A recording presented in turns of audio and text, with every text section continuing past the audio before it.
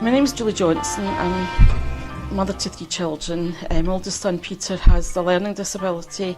Basically it's a rare chromosome abnormality which has manifested itself with learning and developmental delay and a few other bits and pieces. He gets support from and able to help out with daily life and getting to college and doing things that he wants to do without always having mum and dad or Louise and Paul helping him. Enable Scotland's always been a charity and a group that has been out there in the community doing various things. You may never have tapped into them before, but you always kind of knew that they were out through advertising, through various bits and pieces. When he'd been in child services, you got 32 nights a year worth of respite, plus we had 3 hours a week support to help develop independent living and just going out. It was good, but just not quite right. After all the independent living skills from school and college, it was unfair on him and it was unfair on us. It put a lot of stress on the family.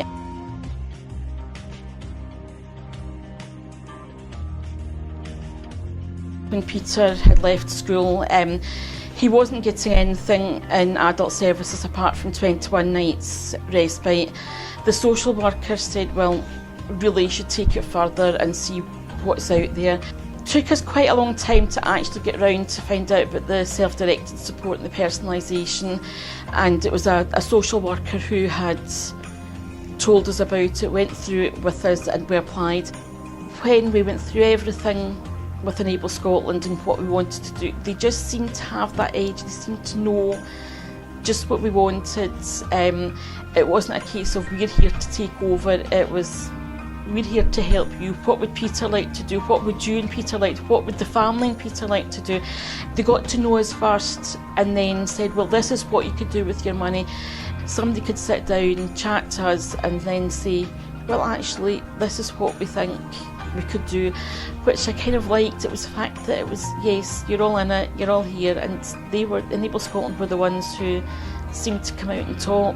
The good thing, it wasn't the council coming along and saying, this is who you have to take for your support, and it will be these days, and it will be this kind of, and you don't have any more saying in. And it was quite good to have them doing that with you. So I think it was just, it's something you can't quite put your finger on, but they just seemed to go that step further. It was very hard to sit down and really think, yes, this is what Peter needs. The good thing was we sat down with a couple of the social workers, and it was good actually having other people putting things in, saying, well, do you know what Peter said to me that he'd quite like this. You don't actually realise till you sit down and somebody who's a step back says, but hang on a minute, you do this and you do that, and you're, you know, whereas by the time they get to 19, most youngsters can go out independently. It wasn't so much hard. You could, if you sit down and you think about it, you could do so much more than just going to a caravan and just going to Blackpool. You know, it was just giving Peter the chance to maybe say, well, I'd quite fancy doing that. It was quite quick getting the budget through, and it was when we got the budget, kind of probably the middle of June, towards the end of June, I started phoning up places. It was good, and at no point did I feel pushed into it or rushed, or, you know, it was just a case of, right, we sort the money and we see what we're doing. So that was quite good.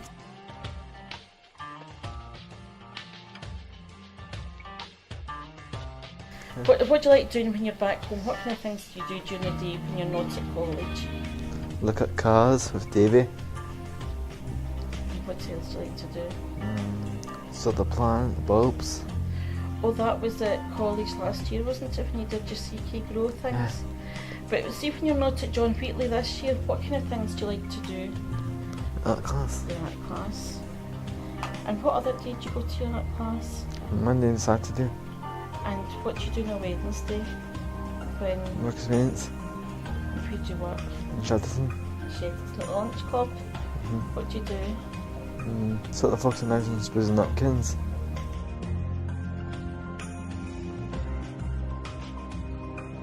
Who's going to Skye? Me and you. And who are we going to visit? Likely. Lackie, and who else? Linda. And Yasmin. I think Yasmin will be at home as well. Yeah. And what do you think we'll do this time when we go up? The castle. Maybe go back to the castle, or down to the harbour. Remember we went to the harbour last time? Yeah. So what else will we do? We'll wait and see. Just wait and see, just see what the weather's like. Basically, the going to Skye is something that maybe there wouldn't have been enough money for us to do, and it's a big thing to go off. We decided to book into a B&B last time, but we went down every day. Generally sit about and do what teenagers and youngsters do. It's something that we might not have thought of doing, but there might not have also been enough money to actually do that. It was just such a good break, that because it was so different from what we'd kind of done before. But I also got a break and saw my friends who I've known for 40 years and just catch up with what's going on.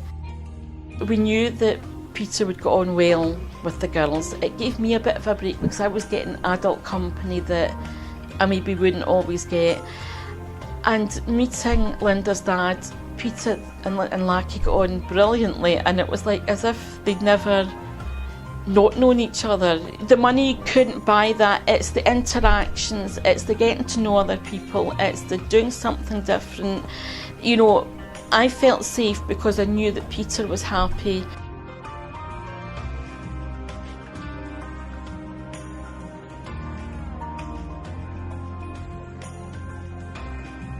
Peter's life before personalisation kind of was a bit boring because he wasn't getting a chance to do things that he maybe could have done if we'd had support.